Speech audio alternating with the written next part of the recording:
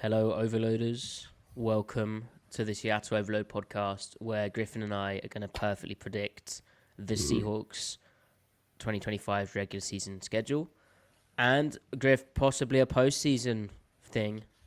That'd be kind of wild. Yeah.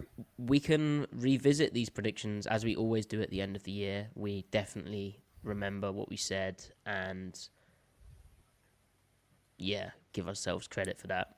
Well, if not to put it upon him, but if Mojambo is listening and he Oh, wants to oh, put it yeah. put it in the record so that we can keep track of who the best Matty F. Brown co-host really is, who's the best boy, The best boy, the number one boy. who is the audience's truly special little boy between the two of us, the three of us. Ty, if you're there and you want to hop in at any point, Yeah, um, yeah. then we can take stock at the end of the season and have our predictions go toe to toe.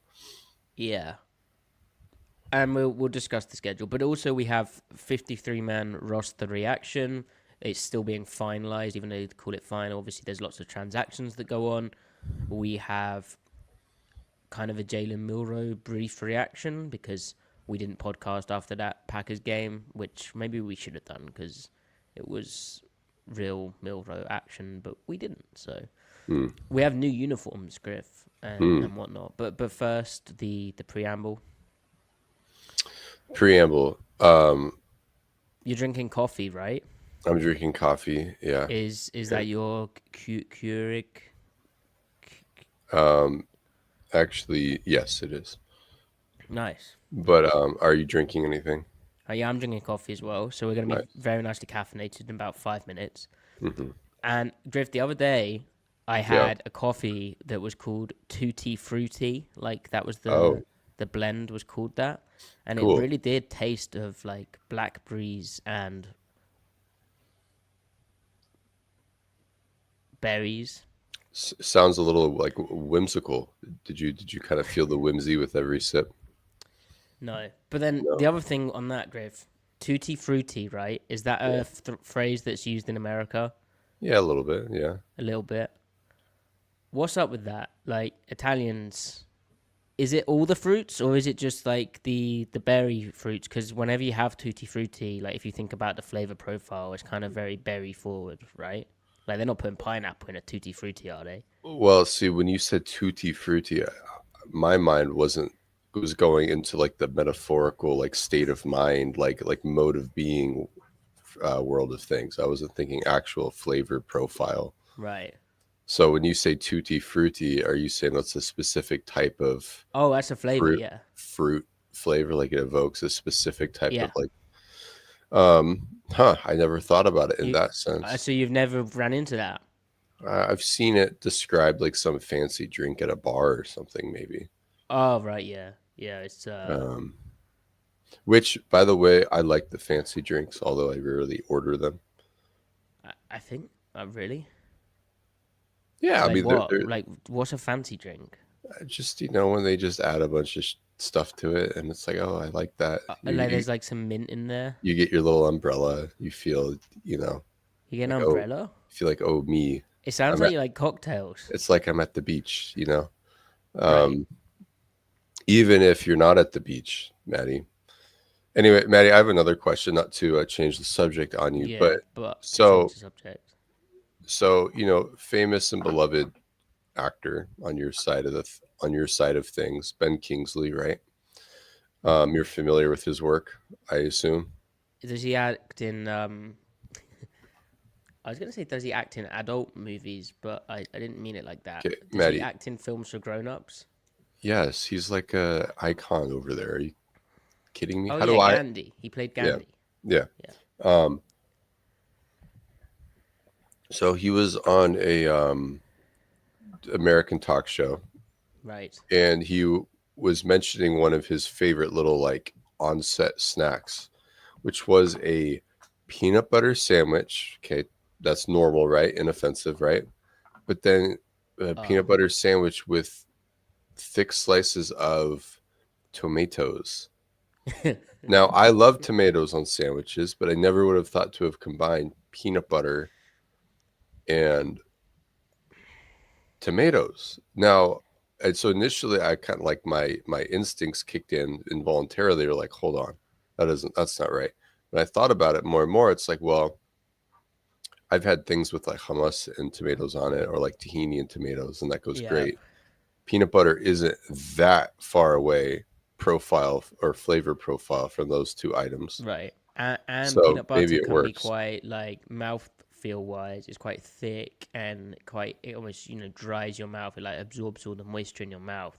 So Right. then having a tomato to kind of add some moisture, some Hmm. some different texture, bit of nice wet stuff in there. Yeah. It could work. It could. It could. I mean, it's almost like a very, very, very grown up version of a peanut butter and jelly sandwich.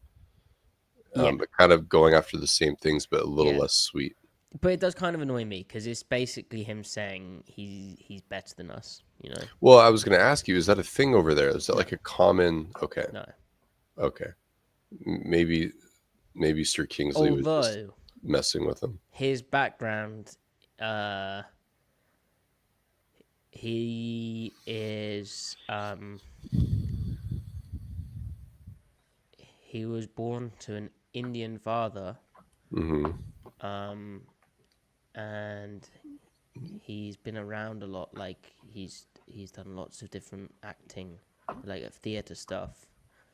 I imagine, Are you saying like he's well traveled or yeah, well exposed to traveled, um, different cultured. cuisines?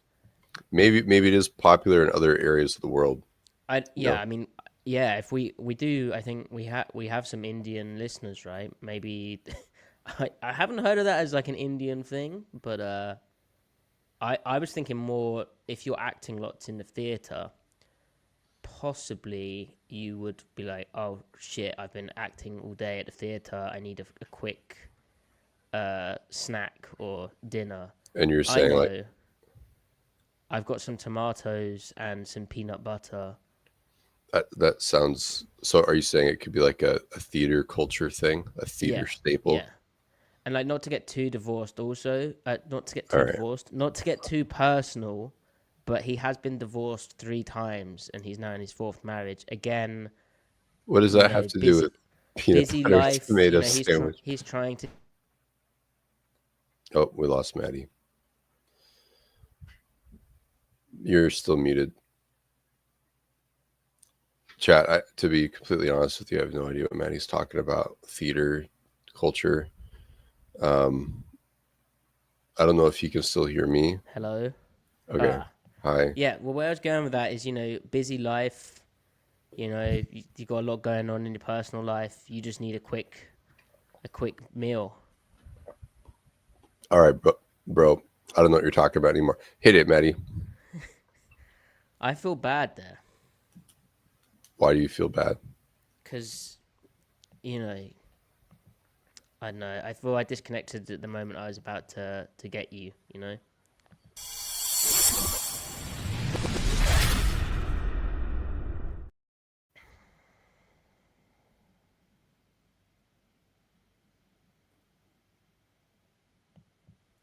I just realized we don't have Ben Casperson on the overload graphic. I will update that. My apologies, Ben. That needs a little revisit. Anyway, welcome to the Seattle Overload podcast, where we are going to look at the 2025 Seahawks schedule in the NFL season. And obviously, we have more information now. They've played 3 preseason games. The O-line's gone from looking atrocious to looking like, oh my gosh, is this the strength of the team? All sorts of stuff like that. So we have better information to perfectly predict the Seahawks' success in the 2025 season or failure. Find out what our take is on the team. But before that, Griff, we didn't do a podcast after the future of the franchise, or is that the case? Jaylen Milro played a full game more along and down in Green Bay against the Packers. And so, Griff, we're not going to bring up the tape this time. And the tape police are out there in full force at the moment, so perhaps best we don't. But, Griff, any Milrow takes, like, do you feel more positive or negative, or you're just going to say neutral I imagine, on Mr. Milro. I'll say for moi that relative to my pre-draft opinion or kind of immediate post-draft opinion on him and preseason, pre-training camp opinion, I came away mildly encouraged from week 2, but also, well, the first 2 games, but also this Packers game. The turnovers are concerning, but those to me aren't like the way he turned the ball over. Those aren't quarterback characteristics. I think those are just like high variance plays that are bad. And unless he tends to have this problem where he just keeps turning the ball over in weird ways, then all right, fine, I'll admit that it's a thing and it will sink him. But when you're viewing these games as getting reps under your belt and a player is in the middle of a development arc, I really don't care about the really wacky high variance plays and outcomes. So to turn that on its head, had he thrown 4 bomb deep balls that connected, I wouldn't be hyping him up either, because those are just, we're talking about the nuts and the bolts of his play. And in that category, I saw a player who is perhaps prone to breaking the pocket when he shouldn't, not progressing on time in the same way each time. Yeah. I saw a player try to play quarterback Yeah. consistently. That doesn't mean he always did, but he was literally trying to, Yeah. which is starkly different than, say, Daniel Jones at this stage of his career when he was in year 1, but also really kind of now too. Yeah. He's come Justin like full circle. Fields, right? Justin Fields, Zach Wilson, Johnny Manziel, like a lot of these guys that were talented. It's like, will they develop or won't they? Yeah. You know, he's doing things or trying to do things Yeah. this early that they weren't.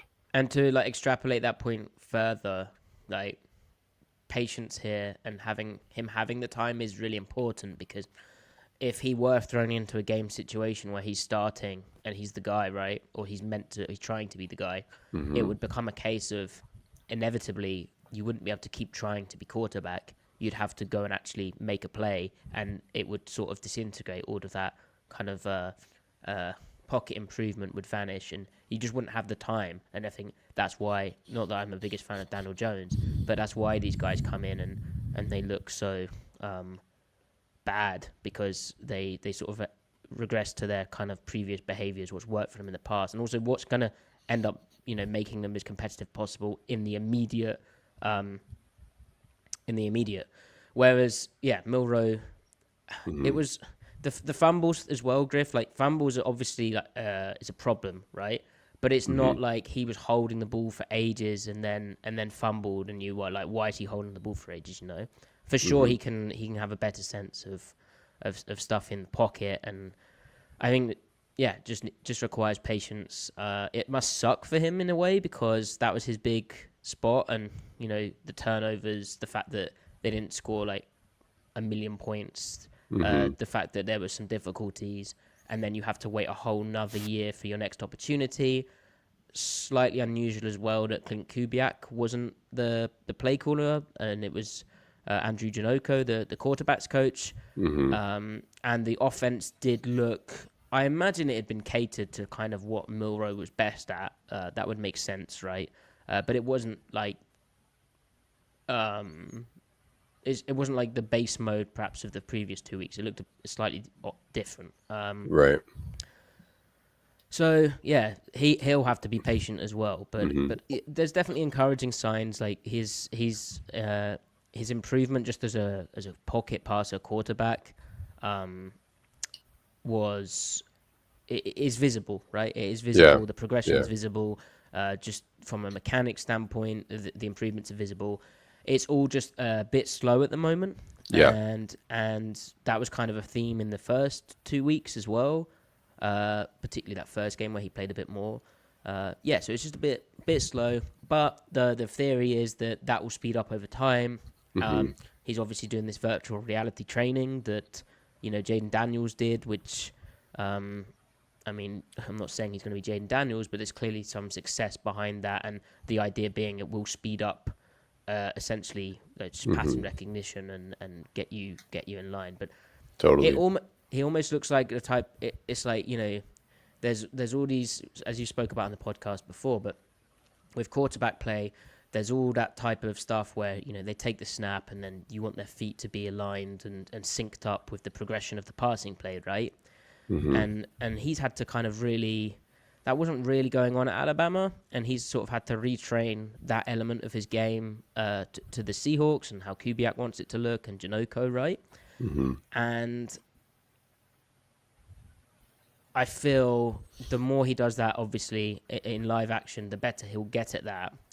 And it's almost like if you're learning to play the piano and you're really thinking about like playing different rhythms on either hand, you don't have a musical ear. Like, not speaking from personal experience here, but you're almost really thinking about you're thinking about it doing that thing so much that it must be really hard to then actually go out and also play Hmm. quarterback. So just again, more familiarity. He just needs more reps. And Yeah. what sucks is it will be tough for him to get those like pocket reps.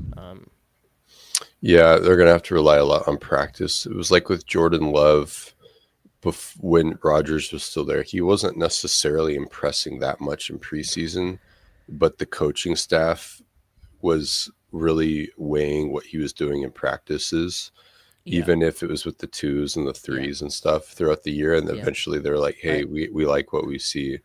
Um, I r- also Go sorry. ahead. Go ahead. No, go Well, ahead. really quick, I'll just throw in that yeah, like you mentioned things looked a bit slow, but he was kind of doing the right things. I totally agree. He was seeing things correctly for the most part. It was the speed at which he was able to confirm what he was seeing and forming his process. We want the next step is to get through that faster. And ultimately, for me, what we saw this preseason, I wasn't expecting to see this from him until this time next year. So he might be marginally ahead of schedule. I'd also like if he had to come into a game this season as like the starter. I think the I think the game plan would look pretty different to what it looked like in that third preseason game. In the sense that I my kind of take on how they called that was it was to try and get him to be able to show off what he'd learned in terms of full field progression and reading stuff out and and being like a gun pocket guy at times, right? Whereas, say if like it came to a spot where he was actually the guy, like in a regular season game where you have to win the game, I think it would be like a lot more under center I form and a lot more running of Milro. Not that they didn't run him in this game, but yeah. Point being, I think they challenged him with the game plan, which is what you would expect for his development, and I think Hmm. it's just Hmm. important context. Hmm. Um, that said, Griff, Mike McDonald, uh, uh, did you see his comments about the Milrow package? Because Yeah. I saw them and I was like, oh, hold on now. Like, all of these very clever and smart beat reporters are reading into this like this, and I'm not sure I read it like that. And then I watched the press conference and I kind of got there, but I wasn't sure if like. I mean, what do you think? Is he going to take regular season snaps? I'll try and find the quote. Yeah, it sounded like he will. I mean, third and short goal line. Um, they might try to throw teams off. Like if they convert on a 3rd and 1, they might go hurry up and try to get him out there for the subsequent first down. Um, and just to kind of catch them on their heels and like give him like a hurry up series or something. Um, Yeah, McDonald said we're going to have plays for Jaylen and game plans, and he's going to rep those with the ones. Talking about practice there, he said, and however we build the package for him going into games, he needs those reps in walkthrough and full speed, so that's going to be important. I think it was Greg Bell of the Tacoma News Tribune asked him about how they're going to keep getting Mill Road reps, right. which is obviously a big topic. Which is also indicative of the fact that they were encouraged enough by preseason to feel like, all right, we can trust him to start small with these sub packages. If he was like just a train wreck, they'd be like, all right, we can't even get this guy on the field, right? Even if it's just a zone read or quarterback run game.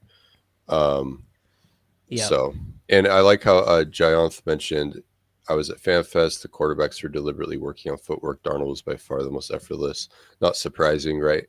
But I think we did see from Milro some improvement compared to Alabama, where his feet were Oh, just yeah, way completely. cleaner and tighter, tethered to what his eyes were looking at. And you can always kind of tell when quarterbacks' feet are calm, you know that they're confident what they're looking at. I only saw him dropping his eyes and squaring up to the line of scrimmage with his shoulders when pressure was actually coming. He didn't do it to phantom pressure, which like that's huge. Like even Russ, as good as he was, would do that in a Hmm. random game in the middle of an MVP run, right? When you have a stretch where he's playing like the MVP, he would still have bad reactions in the pocket.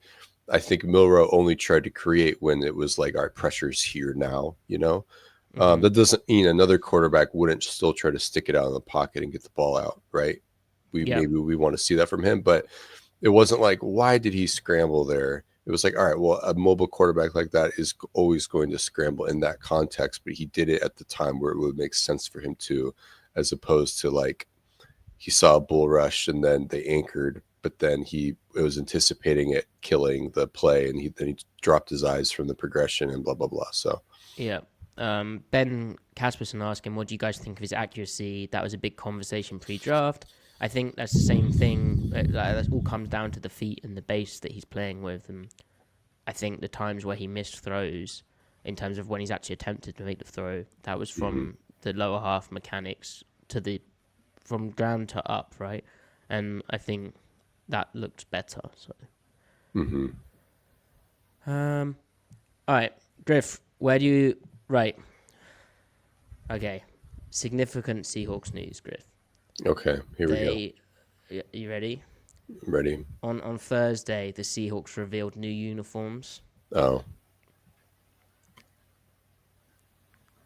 They're gonna wear them week 16 at home versus the Los Angeles Rams, as is Mm-hmm. tradition. I think they unveiled the action green uniforms in week 16 against the Rams on a Thursday night football game. Mm-hmm. Griff, a big element of these uniforms is the Seahawks' unique connection with their fan base. It will feature, or they do feature, a 12s patch as well as a 12 pattern in the jersey numbers that reflects in the light, and Mm-hmm. helmet bumpers that have the phrase 12 as one. So Mm-hmm. we literally have Mike McDonald's slogan 12 as one in there as opposed to chasing edges or always compete. Felt Griff, that. Griff, where is powerful is moving. Yeah. I can't decide which part I like more, the 12 is one part or the other parts you said. Right. For me, I like the. What about the iridescent green and the Yeah. iridescent helmet and numbers? How about that? So the iridescent green was definitely one of the top 5 things I liked about the new rivalry jerseys. How about you, Maddie? Yeah, I mean, I had so many things to get in my top five. It's tough to squeeze that in. I like that it will match the color of the field. It will kind of pop a little bit when they're on the broadcast. Yeah. Because you Uh, don't want to like you want to match, right? You don't want to be you don't want to have the uniform color scheme be in conflict, like clash, if you will, with the rest of the field around them. I think You they suck. you know how when people say, "Oh, I like that shirt," it brings out your eyes, it makes your eyes pop. Yeah. It will be like, "Oh, I like the numbers on your uniform. It makes the field pop," or vice versa. Yeah. No, yeah, I think they suck. I think Yeah. Leonard Williams in the video looks like he plays for the Jets still as the Sam Darnold, and it's not a good green or blue. Like, it's nasty. Maddie, maybe this is actually the equipment team and the people that design the jerseys kind of subtly signal to the audience their displeasure with the fact that they didn't hire Chip Kelly last year to be the offensive coordinator. You think? And it's like an Oregon Ducks reference. Right. And they're like, "This is for you, Chip. We haven't forgotten you. Uh huh. Never forget the 2024 offensive coordinator hiring cycle." How could you forget? Okay, moving on. Okay. Yeah, I don't like him really. No. Whatever. Right. Micah Parsons got traded to the Packers for 2 first-round picks and Kenny Clark, who was good like 4 years ago. Well, and Maddie, and look, he heard about the new Seahawks rivalry uniforms and was like, "I'm not going to He was, Seattle, yeah, so get me to Green Bay where there's a real green in the uniform in the color scheme." yeah. No, that was noteworthy for sure. But Griff, how deep do we want to go on like what actually went down here? Like, or do we not want to do that? Yeah, I mean, look, Jerry Jones probably needs to be put out to pasture. He needs to stop making decisions for the Dallas Cowboys. He needs to go to a nice um, retirement home upstate away from Dallas. But I think from what does this actually mean for the Seahawks? Probably a bad thing because the Cowboys were never going to threaten the Seahawks. The Packers can and will and are. And this just makes a rival team matter even more. So, Yeah, and like I mean, the Packers are pushing all their chips in this year. So in terms of like the Seahawks not really having chips in for this year right now, like we've described it almost as treading water, but you could argue that the offense is going to be better this year and the defense won't get worse. You would hope. mm-hmm, So maybe after 2025, things are looking nice. I mean, the NFC North is stacked right now. But in terms of the Seahawks, should they have made this trade? Because it reads like a John Schneider trade, right? 2 firsts, a like pretty good player going the other way as well, or solid at least. mm-hmm, Schneider always says that the Seahawks are in on everything, so I'm sure they inquired. Obviously, Adam Dirty was Parsons' D-line coach when he was with the Cowboys, the Seahawks' current defense coordinator. So, mm-hmm. yeah, just interesting that the Packers did that. We heard that they were trying to make a big swing kind of throughout the offseason. They talked about DK Metcalf. Yeah. They clearly feel pressed to do this. And the Seahawks, I think it's, in my opinion, it's nice to see them not do this and just kind of chill and be at this point build this year. But that's your opinion. You said it. You said in my opinion, so that was in your opinion. But I didn't ask what your opinion was. Okay, all right. I'm Moving just on. kidding. That was mean. I'm That sorry. was really mean. No, I agree. It would have been cool if the Seahawks. I mean, look, they were dabbling with the edges that were having contract disputes around the league. I think they were trying in the sense that they were willing to part with significant capital, but only if the deal kind of came to them.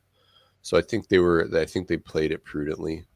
And that's how Schneider seems to do it with these trades. Even if he's been aggressive, he lets the conversation play out for the course of weeks and months. But I think Hendrickson was never going to be moved. It sounds like TJ Watt was never going to be moved. And then with Parsons, I just think it was too cost prohibitive for Seattle. So probably wise not to go balls to the wall with making a move for one of these guys. And so that said, we could segue really quick, or not segue, but more mention. Oh, well, you're the host now. For a brief moment anyway. Look, Maddie, I like to take pressure off you sometimes because I'm a good friend, okay? Just don't forget whose show this is.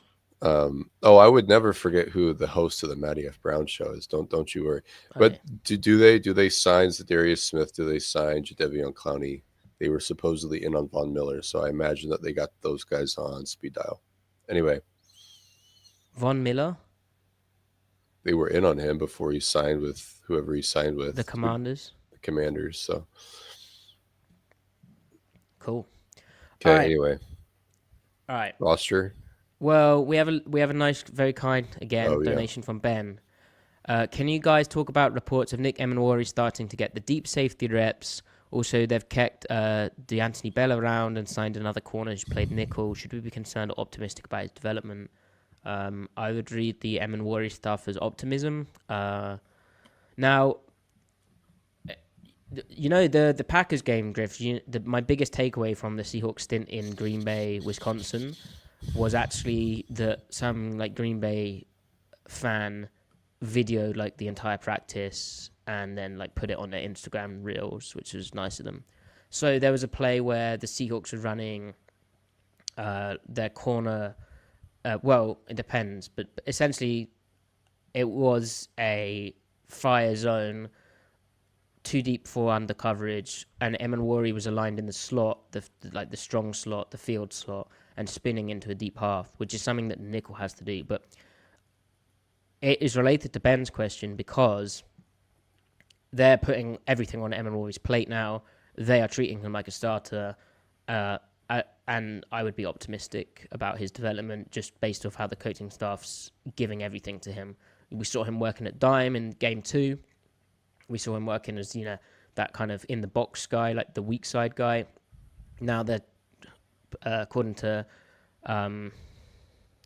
those reports, and Ben, please do put them in the chat for everyone to check out. But yeah, that's optimistic. Obviously, we didn't get to see him in game 3. We still have some concerns, but yeah, it's a really promising sign. Griff, any other thoughts on that?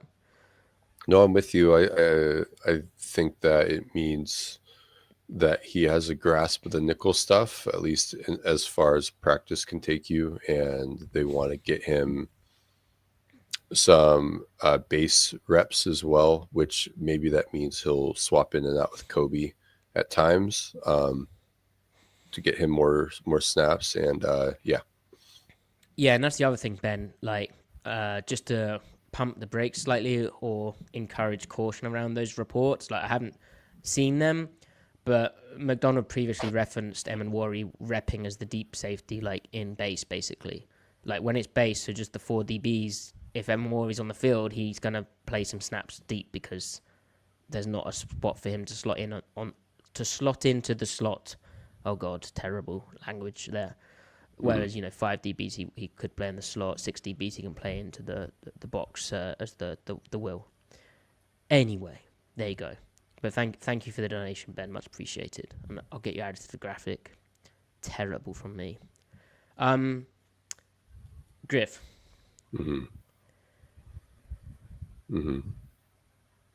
Yes. I'm just looking at the chat. What do you think of this? Think of what? Anyway. Never mind. Okay. Right. Let's go to the Seahawks final 53-man roster, but it's not really final, is it?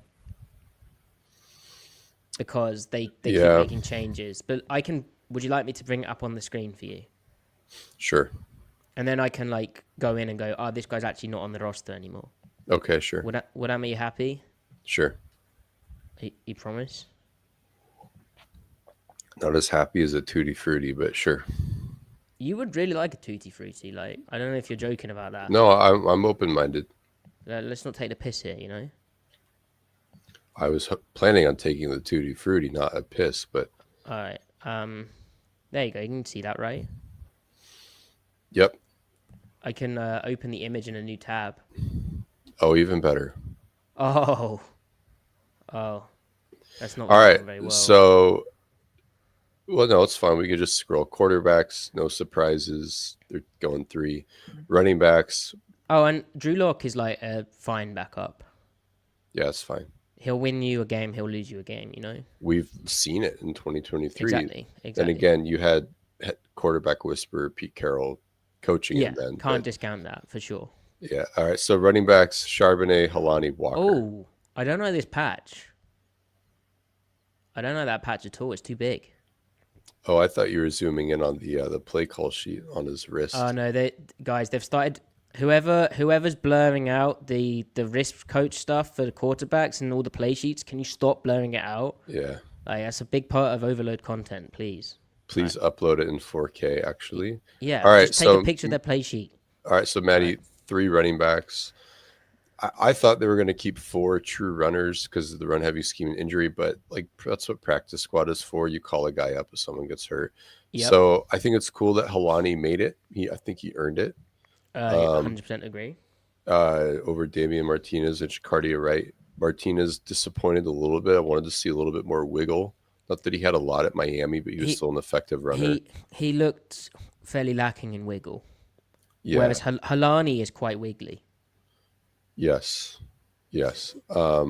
I agree. Well, he's very much a one-cut guy, but he's got a little bit more juice out of his breaks, I think, when he's more squared up, Yep.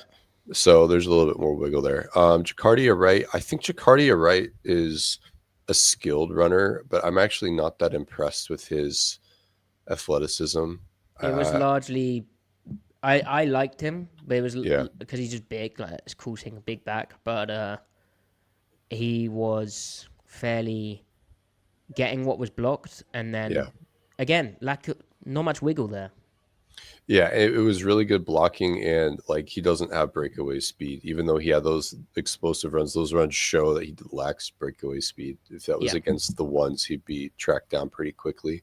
yeah. But I'm still intrigued by him. I think he's a good runner to have in your back pocket. Is I he admit Darren it. McFadden? I don't know. I mean, that would be a good career for him. I hope That'd be a so. great career. All right. Anthony Tyus, the other guy that made the practice squad, I don't really remember much about him, if I'm being completely honest with you. So, Oof. running back room is cool. Now, receivers. Well, hold on. Okay. Oh, fullbacks. I just want to hold you accountable here. Go for I'm it. pretty sure your exact words on the podcast about 6 months ago when Kubiak was announced as the hire were fullbacks don't matter. Like it's overblown. Like True. why is everyone getting caught up in it? And the Accurate. Seahawks won't even use a fullback. And I I didn't actually say hate that Brady part. Russell. Okay. I didn't say those two All right. parts. I did say that fullbacks are overblown Uh huh. because I mean, look, minimal investment to get them on the team. They'll be playing tight end and H back most of the time anyway. You'll get some true I form with Oots, occasionally with Russell. Uh The point is the flexibility. You just need a guy that can actually play fullback in a pinch. I huh. And like I like so I like that they kept Oots and Russell. that Griff is kind of why Brady Russell's here, right? I mean, it looks funky having two fullbacks, but Russell Griff, as you spoke of before, he has played some tight end, right? So Hmm. he is a tight end really, but it's that ability, Griff, to line up, as a wing and move around a bit as well as play your conventional behind the quarterback in front of the running back. Go put a helmet on someone. Yeah, yeah. And I like their flexibility, formational flexibility, Right. like you were saying. And Kubiak will do a lot with them. But they really kept 6 auxiliary blockers between 2 fullbacks and 4 tight ends. they Rohan, I'm gonna time you out for that. What? No, You don't think? don't time him out. Rohan, you've been timed out. That's an inappropriate No, question. All right. Rohan, it's not your fault. Maddie's in the mood. Is that a soccer thing? Yeah, it's a soccer thing. All right. So yeah, four auxiliary blockers is interesting. I forget Uh how militant you guys get over soccer.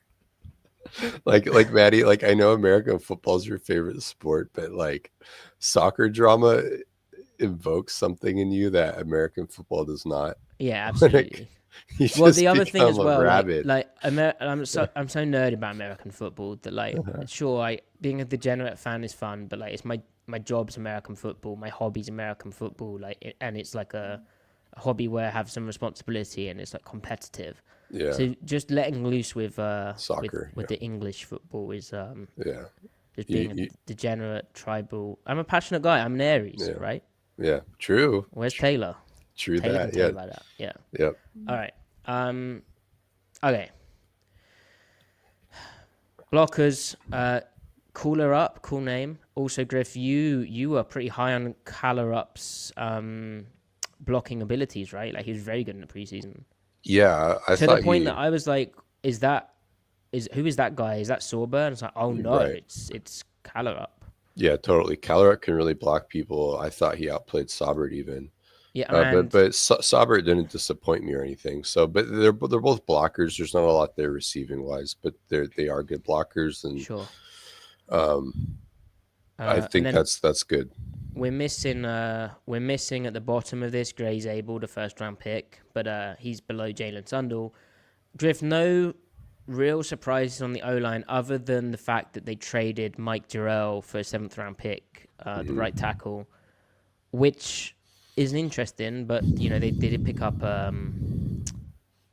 Josh Jones, right? Like he can Yeah, yeah. get him He right. might be a Yeah, little redundant, and with their third guys, Josh Jones, Richmond can kind of play tackle. He's more of a guard though. Um, Not for nothing, I saw Mike Jarrell out and about the day before he was traded, um, or maybe 2 days You before. did? Yeah. What did you Uh, say to him? I said nothing. I made eye contact with him briefly. He had no idea who I was because we've never met before. No. So I recognize it was one of those things where I recognized him, but he didn't recognize me. Did he? He had a Um, nice game against Atlanta. He did like okay. yeah, Remember yeah, yeah. in like So the worst possible scheme. yeah, Maybe that's so why he went to we're Atlanta, right? Maybe that's why they traded for him. maybe we're rooting for him. He was going into a Mexican restaurant, and I would love to know what a NFL offensive tackle's order is at a Oh my Mexican gosh! restaurant. Probably like Hell yeah! five enchiladas and some nachos. He probably dude because I put down like 3,000 calories at a Mexican restaurant. He's probably eating like four or 5 grand. But Anyway, no, it's quite a good meal. You could have like very good Mexican food without having too many carbs. You know? are you kidding me? All the Yeah, tortillas, but they're thin. the rice, They're thin. dude. I'll eat like an entire like table worth of Yeah, but nachos. you're not an NFL offensive lineman. Also, Yeah, nachos are thin. but what's a bunch of thin things times 200 of Uh, one big thick thing? empanadas are thin. In No, fact, they're not. Empanada. We're not talking about empanada. Okay, whatever. enchiladas, they're thin. Tacos are thin. Maddie, what are you talking about? Okay.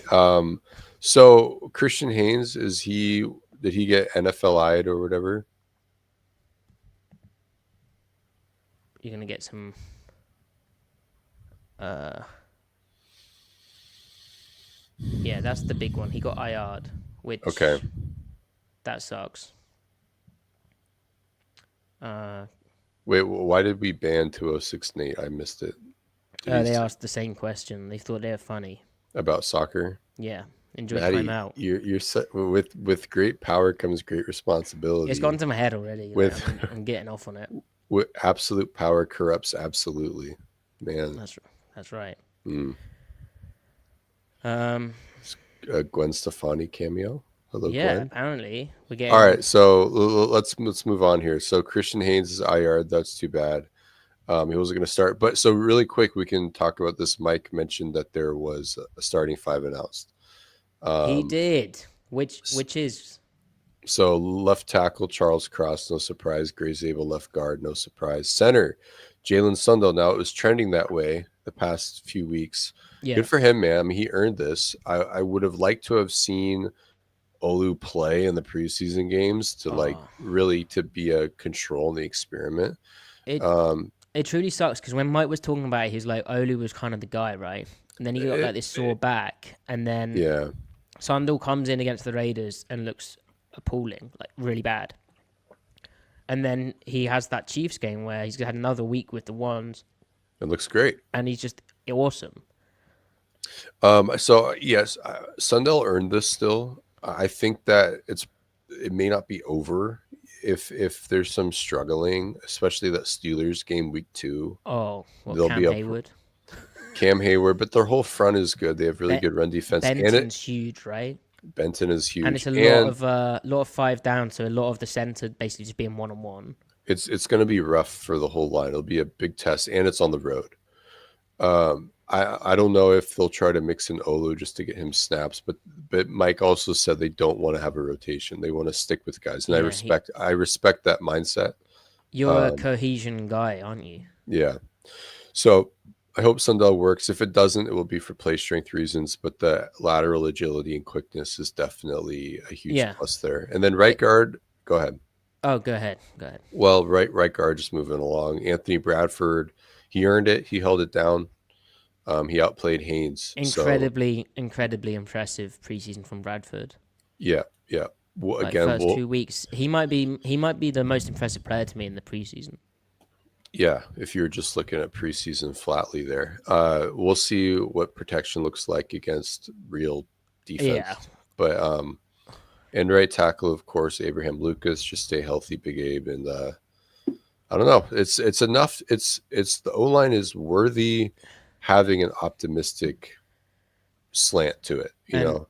And it's who John Schneider in his not end of season, his start of season after cut downs presser said to the media, like he identified that position group as the one he was most excited about. And I think I said, like, the O line isn't as bad as they made it look last year. They'll be better this year, and just from the scheme, the system that's being run, like having an NFL O line coach, all that type of stuff. And so far, the signs are promising. Just with the caveat, Griff, that they're gonna get way more stuff thrown at them than they did in preseason, and the Kansas City performance was incredible. However, what on earth the Chiefs were doing defensively, they were a complete shit show. And it's great that the Seahawks made them look that way, but also, the same with the Raiders game, the first game. Like, I don't know what the Raiders were doing on the edge in like the first few series when the starters were in, and then and even then, Sundell was having some real struggle moments in that game. And so they're not as bad as Sundell's not as bad as he looked in the first game, and the whole line's not as good as they looked in the second game. But nevertheless, like, way more optimistic about this and how this offensive line looks in this current system than last year. So awesome. And Zabel's a fun player. Like, he's going to be a fun player to watch in this scheme. Yeah, he's going to have some moments that are unflattering this year, but overall, I think he's going to be like really promising.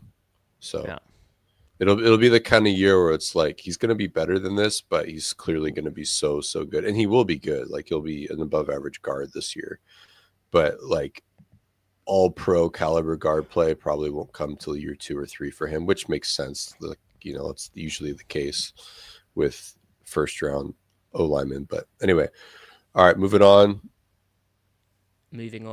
Linebackers. So edges first. Yep. So Derek Hall, Jared Ivey 2, Mafe 3, Nwosu 4, O'Toole 5, DeMarcus Lawrence 6, even though he's listed under D line. Those are your edges. It's a pretty good edge group, dude. None of those guys are a Pro Bowler, but you've got like 2 guys, your 2 primary 3 guys really, that if all healthy, Nwosu, O'Toole, Nwosu, Mafe, and Hall, if they're healthy, they have above average pressure rates. Mafe's was actually really high last year. Even when the sacks kind of dwindled. But part of that, I'll say, was scheme usage, making them be more run focused because they really had to batten down the hatches. But they've got really good depth at edge, especially for run defense. We like D-Law. Nwosu being healthy might be the most impactful thing for the defense this year. And I guess the other takeaway, Griff, is obviously McDonald in Baltimore had Mike Pierce, who is a big nose tackle. That current roster, it has Jonathan Hankins not on there because, let's get the terminology right, it's all these injury stuff. He's on non-football injury list. There you go. He brings him a bit more mass, a bit more of a nose tackle type player. But there's only currently one player over 210 pounds there. I mean, Byron Murphy will have put some weight on, I imagine. But that says to me that Murphy's going to be playing more nose again. And he had that rough moment in the rough game in the preseason week 2. So they're just light on the interior, and I really liked Pilley, who did get signed to the practice squad in the end. Mm-hmm. But yeah, there's something to monitor, just how the spine of that team looks. And Bohanna as well, right? Or is that, Bohanna and Singleton are there as well. Yeah. Although Singleton's a little bit more of a through tech, but yeah. It's a bit out of date, I think. Could be. I'm sure changes have been made. I like that Gaines made practice squad. So yeah, they're a little light on the interior. They got options at the practice squad. We're probably going to see, as you said, Murphy play nose a lot again. That's, I mean, I'm okay with that. I like him as a nose. I would just like another guy to rotate in with him and Reed. Yeah. But anyway. We probably prefer Murphy playing a shade or head up than we do as a 2-eye almost. Yeah. Which is wild, but that's just the way it's gone. With as much maybe the numbers don't actually bear this out, but and this kind of isn't true for our division, but there's probably never been a higher frequency of 5-man protection in the NFL right now. Yep. And that makes the nose tackle matter more as a pass rusher. So if you actually have an A-gap player that can actually get upfield, that's a huge boon for your defense. Yep. So having two of them in Reed and Murphy is still a really big advantage, even if they individually would be more productive at 3 technique than they would at nose. It's about, is your nose more productive than the next team's nose? You know what I mean? So Seattle, frankly, through that lens, kind of has an elite nose tackle circumstance. At least rushing the passer. Run defense wise, I mean, they're still. I mean, look, Murphy is still a good run defender at A-gap in the A-gap. Like we're just talking about a skill set that is like, yeah, can you have a 340 pounder that can eat a double like it's nothing? Like those guys are rare too, you know. Anyway. Yeah. Essentially, when I'm like, ideally, you want him to be 1-on-1 at nose. So, I mean, I see incredible MJ in the chat saying, "I want to see some nasty 5-man fronts out of this line." Yeah, like if they use their sync nickel bear front, like that would be nice. Preach.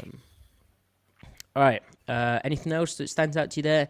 D'Anthony Bell making that roster, then getting cut because the Seahawks signed Chaz Surratt, and then there's another linebacker, which I know nothing about. And you know Chris, nothing about it. Chaz Surratt, I know nothing about him. And then Chris Paul Jr. Look, dude, Chris Paul Jr. was not very good in college. He's light. He wasn't exactly assignment sound for what I thought I saw.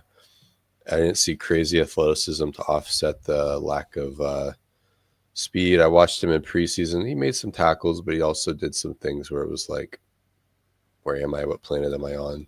Surratt is not great, but he knows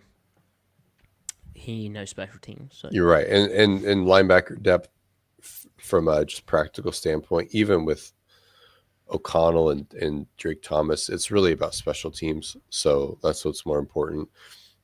As much as we like O'Connell, I mean, look, this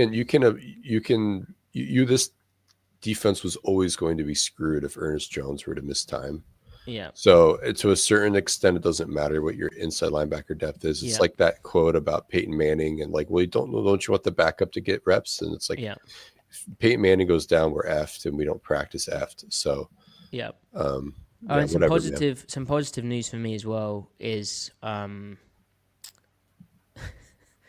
what's the or a positive spin, I guess, is that the Tyrese Knight is it's not positive spin, it is positive news. So Tyrese Knight had an undisclosed medical issue, and then that seemingly turned out really well. So that's important because the depth he's good behind. To go. Yeah, and the other thing to consider is, and I think it's somewhat reflected in them carrying D'Anthony Bell for like a day and then putting him on the practice squad. But I do think they're going to be running more 6DB looks with Emanori on the field in the box when it's like 2nd and 10 versus like 11 personnel and maybe some 12. Like they're going to dabble with dime, meaning you need one less linebacker. It'll just be Ernest Jones as the linebacker. So there you go. Right. Righto. Corner depth for me is a concern. They did acquire Kendrick from the Rams, right? Who's and they bumped Griffin to practice squad. And like Kendrick is better than Shaquille Griffin. Is he? Okay. Yeah, he's like scrappy, but yeah. All right, Griff. There was once a time when Shaquille Griffin was the Seattle Seahawks' best cornerback. Do you remember that? 2019. Yeah, it's always like a focus thing with him. Yeah. Kind of inconsistent technique. Right, let's nail this record. All right, Maddie.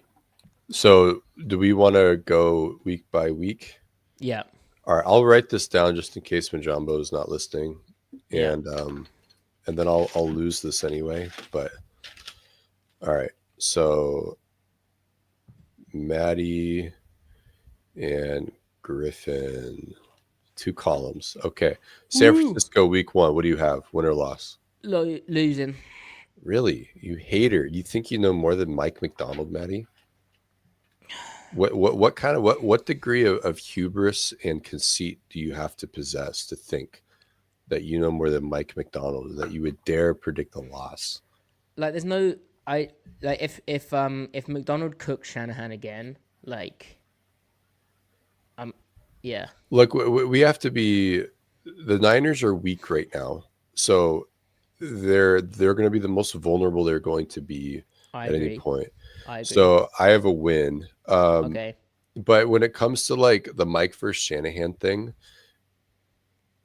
like the 2023 Ravens game was such an interesting experiment because Shanahan conceptually kind of whooped the Ravens, but Yeah, it's then just Mike himself whooped Brock Purdy. the takeaways, right? So when we talk about like what's the weakness of the scheme? Well, they're bad against heavy personnel. Yep. You know, they're bad at a base, but they're great against nickel and spread looks. They're bad against Yep. play. Well, that's what Shanahan is all Yep. those things. You So just said what I was gonna say. yeah, on paper, like the 49ers present problems for the Seahawks. And last year, their early down numbers against the Seahawks were like really, really good. Yep. But just Mike obliterated them on late downs. So, which is, it's kind of like who does what they do better or what they do well Yep. better. And right now, And I think the Seahawks are more committed to being better in those areas where they do well already than the Niners because of injury. yeah, I just see it as a letdown opportunity where the the takeaways don't happen and Shanahan improves slightly in those late down situations or has less of them. And Yeah. And what gives I'm just like overvaluing basically the Seahawks interior. Weak side back, I'm not sure what's going on with Tyrese Knight, like if he's going to be ready for week 1. And I'm really glad he's okay, obviously. But then also the lightness at nose, I'm yeah, troubled by that. And if they're like week 1, if they're like, oh, this is the big nickel game, where we're gonna try some big nickel and like second down with Emanwari out there as a rookie against that type of offense, I'm yeah. gonna be like, there could be some growing pains there. So I'm probably Yeah. overvaluing that. Well, maybe next week we go into a deeper dive because there's a lot to talk about with this matchup, Oh, for divisional sure. thing. But Yeah, because the 49ers defense, it could be really bad, but it's it also could be. Salah, But and he kind of is pretty good at BSing this type of stuff, and they face a very similar offense every week, yeah, and that's true, the other factor to this. Like the true. Seahawks face a similar offense to Shanahan. It's the Salah. The game will be won or lost on first down. If the Seahawks can win first down, they'll be okay offensively. But if Salah can scheme negatives on first down, I think it'll be really bad for Seattle because the Niners are they kind of similar issues where they're strong and where they're weak. They're built to win when the offense is behind the sticks. I mean, look, unfortunately, like people are talking about how weak they are, and I get it. They're weak at the interior D line. They're weak at safety, but they're not weak at linebacker. They're really good at linebacker. D Winters is an upgrade on Dre Greenlaw. Really, you like him that much? Dude, D Winters quietly has an elite skill set, and his Oh, eyes in preseason have been going to the right place. He's going to be really good, man. interesting. He's more athletic than Fred, like not just speed, but change of direction. That doesn't mean he'll be Wow. better than Fred. But they've got a good edge group, good linebackers, and they got decent corners. It's safety and D line where the problems are. I don't know what that adds up to, but with Solid coming back, I feel a little bit better about it for them, not for us. Anyway, All right, so I have a then. win for San Francisco. How about you? Okay, loss. I have a loss too for Pittsburgh. I have a win there. I think Oh, I thought you said loss. So you have a win for Pittsburgh. no. What the? I have them losing the first game, winning the second game. The Seahawks. Yeah. Yeah, So, okay. So win against the Steelers. yeah, All right. I have an L. Why do you have yeah. a win? Briefly. Aaron Rodgers is getting like, that's going to be a complete disaster. He's getting cooked. McDonald owns him. It's the Aaron Rodgers offense. It's not the Arthur Smith offense. It'll My be view is that Aaron Rodgers trumps Arthur Smith, and that however many like heavy personnel stuff and all that stuff you're going to talk about being a problem for McDonald, and also kind of valid how they struggled even like against Atlanta's run game last year. I know Arthur Smith wasn't there, right? But it was still kind of similar remnants and multiple tight end usage. And but I think Aaron Rodgers just goes, nope, I'm the captain now, and he just takes that over. And I think the offense will have difficulties as we spoke about earlier, but I think they'll be able to grind that out. It's tough though, like 10 a.m. start on the road. That is tricky. So I've got the road being a huge issue. I think the Steelers' defense is a mismatch, not just in talent, but in style for the Seahawks offense. I don't think the offense is going to do anything. I think it's going to be like a 12-point scoring day for the Seahawks offense, Right. especially because early on they're trying to get their shit together. One and Aaron Rodgers and Jaylen Warren do more. Well, Jaylen Warren's a good back, and the Steelers have had a good running game like 2 years in a row.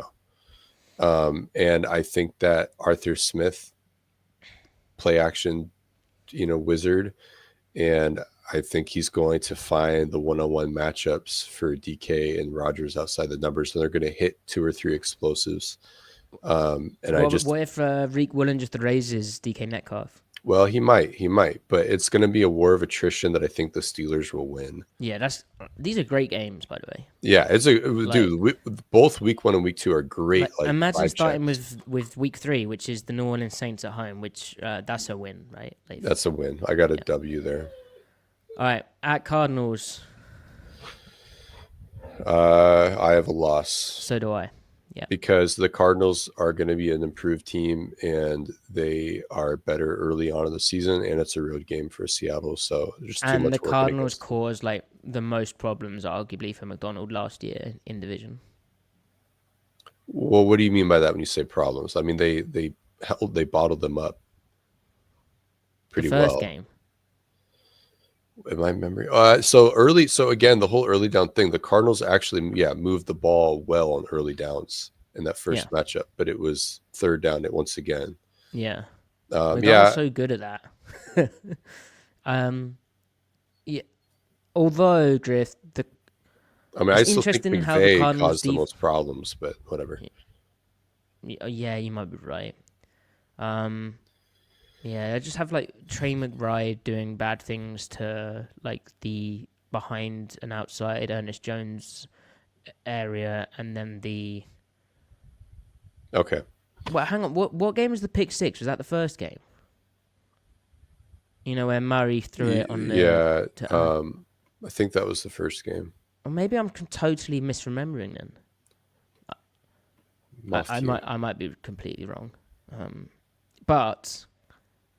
Their defense is interesting as well, because they're like basically Buda Baker starts. They play 3 high, and then it's like Buda Baker rolling down to be like the Mike backer, and like so much stunting and moving, and like that's designed to be a problem for like this style of offense the Seahawks run, right? In terms of who they're blocking up towards changing after the snap and all that type of stuff. That movement causing issues for the blocking scheme and the rules for the progression. But like it's very difficult to do well if you actually can run the ball. So okay. All right. Yep. Buccaneers.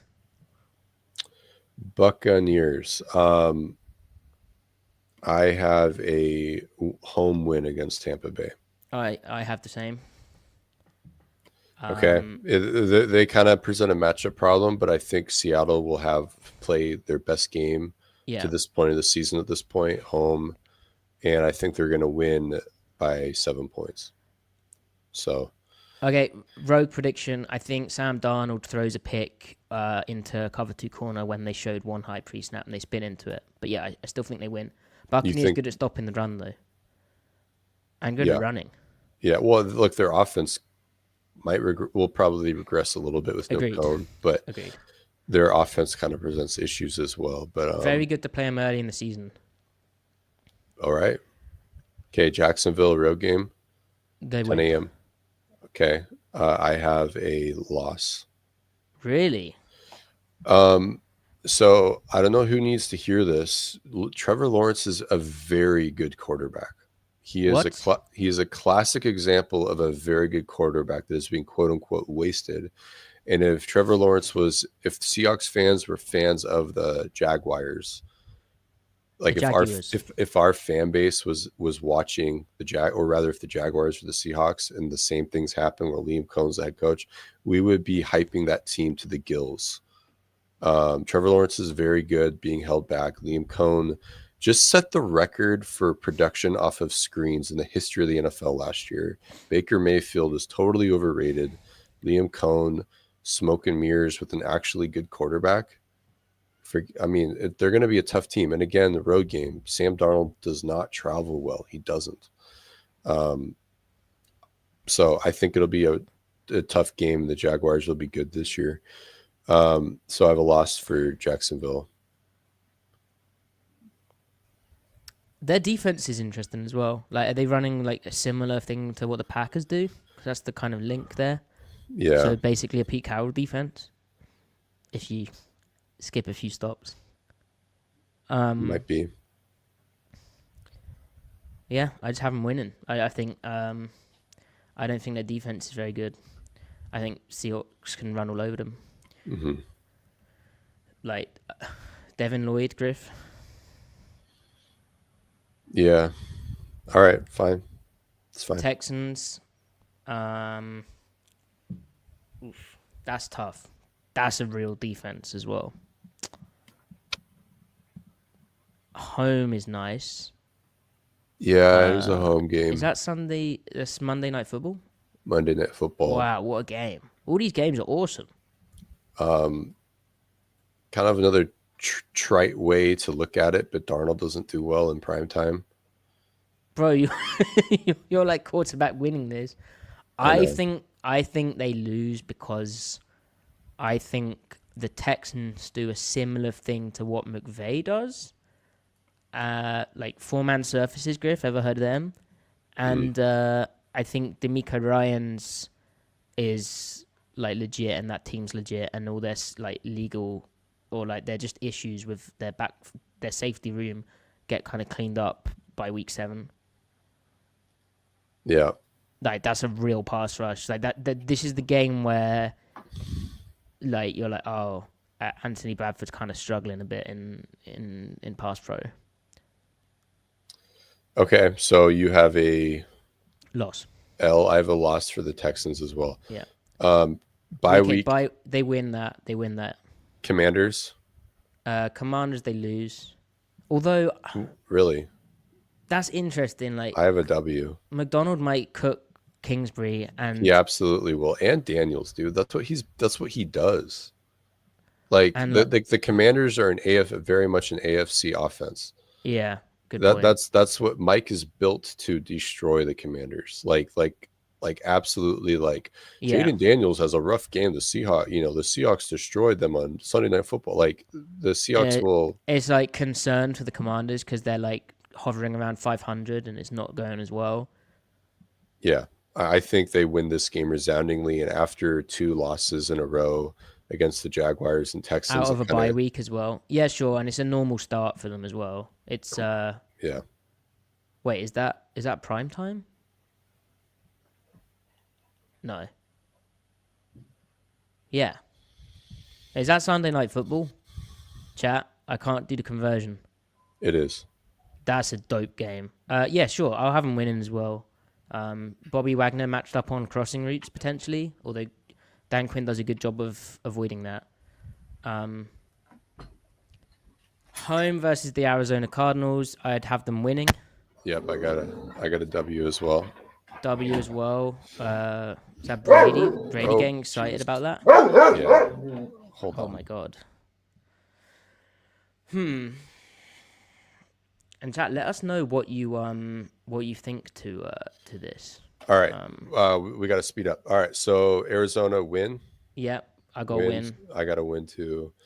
At Rams, this whole Stafford thing is so weird, right? Like I had them win in the division before the whole like assuming Stafford's health, but seems totally crazy. I'd say they like lose on the road, and then I'll probably have them win at home, like split. Yeah, same. Yeah. All right, so I have an L here. Then I have a win versus Tennessee. Yeah, just rookie quarterback. I think their defense is fine, but it's McDonald's scheme, so they should be able to kind of get the grips with that a bit more. Um, and I don't think the Tennessee Titans have good players really. Hmm. Um, Minnesota at home. I think Minnesota regresses. I have a win. yeah, What do you have? same. And again, like yeah, and they almost won last time. But McCarthy, that'll be interesting to see how he gets on at Atlanta. Win, W, same. Colts, W. win against the Rams. Win against the Rams, agreed. They win the second matchup. I have them splitting the division, so Yeah, at Panthers. I got a W. You got to beat the Panthers. I don't care what Canales does with Bryce Young. You got to win that game. All right, and then 49ers. I have a loss. I have them beating San Fran in week 1, losing week 18. I have them losing this game. Well, hang on. They get swept for you. Yeah, what's the record there? So for you, you've got how many L's? 1, 2, 3, 4, 5. You have them going 12-5. No, I don't think so. Can I? You've got a loss against San Francisco, Yeah, a loss against the Cardinals, yeah. a loss against Washington, a loss against the Rams, a loss against the 49ers. I had them losing against the Texans. Oh, did you? My bad. Yeah. Oh, that's right. So I you're had them going losing against the Cardinals. You got that? shit. Do I? Yeah. The first one. Yeah, losing 1, both 2, 49 3, games. 4, 5, 6. You have them going 11-6. I haven't. Yeah, maybe. Look I at think you. So you that don't. Commanders game.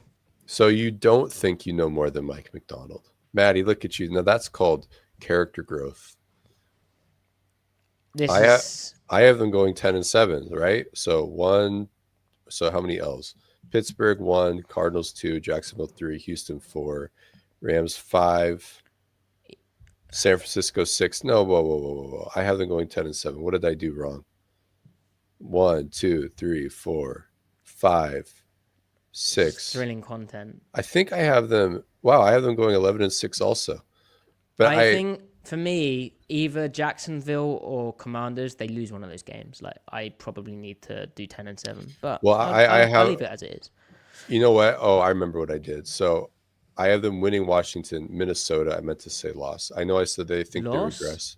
They lose to Minnesota. So again, that's how I swapped it. Because initially, again at home. yeah, initially Wow, I had them beating Commanders and losing to and beating the Vikings, but I'm reversing that. that is tough. Well, the game's the game. So Yeah, so I maybe should like stand on business and say they somehow lose it at Washington. okay. So you want to reverse that? Yeah, 10-6. Okay. So Although losses. out of a bye week, that's appalling. No, they can't. When's Washington's bye? Actually, I just can't be trusted to track this because I think I already have you losing to Washington. Dude, maybe we're just cheery optimists, dude. You can't call us haters anymore. Yeah, we do hate the team though. That's what's been lobbied at us, right? All right. Whatever. Ben, thank you for your donation. I'll get you added to So the graphic. for the Chat, thank you record, so much. I got them going 10-7. All right. Well, I haven't gone 10-7, but like the individual games, I don't know. All right. So how about this, Maddie? Let's be a little more organized. At some point today, look at the post a screen cap of you marking the W's and L's for the season, and it'll be the official thing, and so that Mujambo can reference. So Mujambo can reference our Nice. our account, our social accounts. Right. All right, whatever. Overloaders, please like the video, subscribe to the channel if you haven't already, share it with people if you enjoyed it. Always open to feedback. I saw we had a comment about my mic being too quiet, but then I turned it up. Please let us know if that's ever a problem, like during the stream, like Noigash did. So thank you. And Griff. My body is strong and beautiful. I am loved and worthy. I am happy to be me.